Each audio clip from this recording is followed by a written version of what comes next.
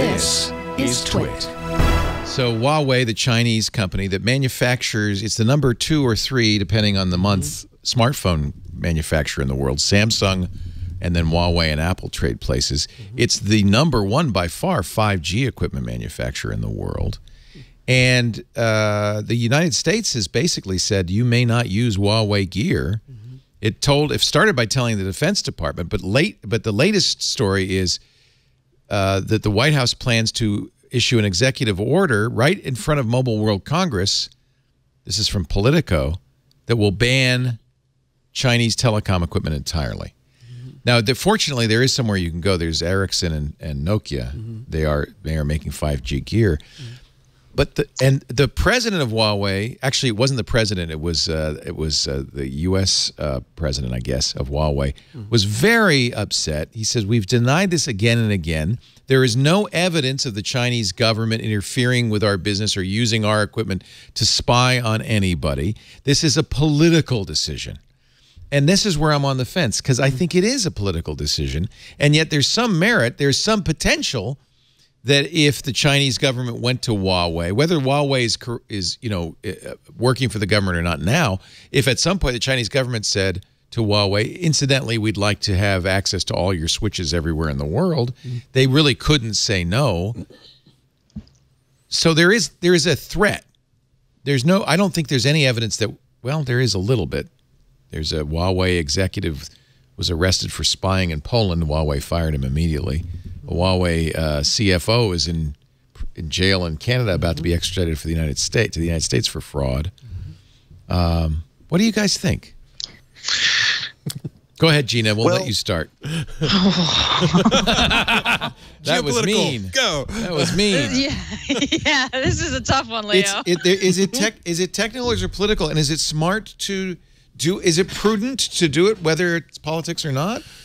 Are technical and political different things? I mean, technology is inherently political. I'm going to start getting feminist here. That's good. I like it. I like it. Technology is political. Both. That's all I got. This is a tough one. Yeah. This is a real tough one. It's, to a certain extent, I think, it's not necessarily new. I know that in the Obama administration, I think people as far back as James Clapper were warning about Chinese hardware, but as far back as the Obama era, they were not offering details. It was national security, and that was a curtain over any kind of detail they would offer. And I think that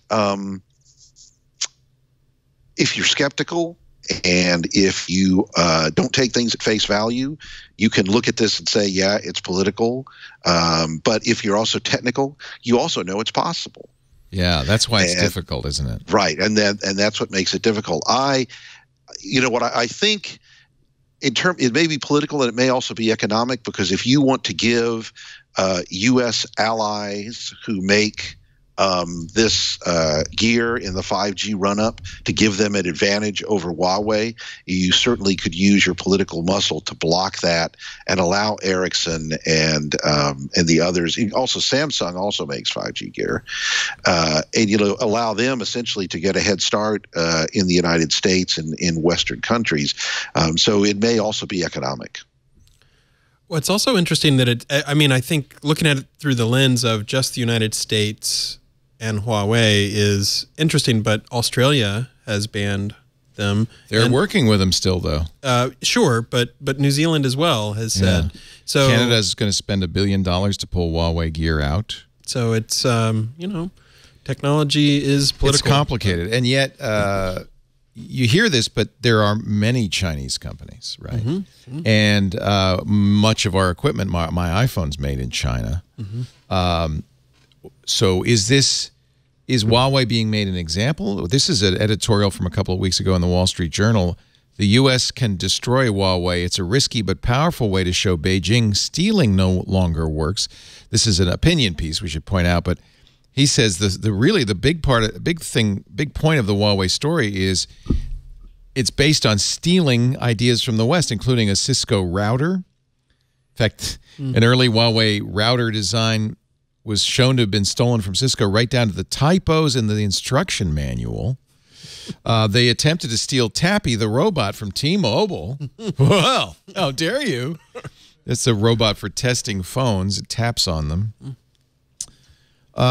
So maybe this is I don't know. I feel like if you're going to say, well, we can't use Chinese equipment because a Chinese company might be at some point beholden to the Chinese government, that's going to really become a problem. Yeah. That's something you can't do. Well, remember the Bloomberg story about Supermicro? Yeah, Supermicro, finding the chips, and there has not been anybody who's been able to come behind and duplicate that story.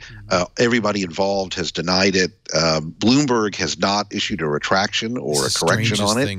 It's a very strange story, but I think that, and I use the word paranoid, I think there's a level of paranoia there. Whether it is justified or not, who knows? But things are definitely weird. The other point is that we are really all interdependent. Yeah, that's what technology does. That's what the Kashmir Hill story shows us, and it's not limited to those five. We're interdependent nation to nation, and it's kind of I think a tangle we can't undo. You know what I think the answer is? What is it? It's blockchain. No, I'm just kidding. The answer is not blockchain. Thank God, the answer is blockchain. not.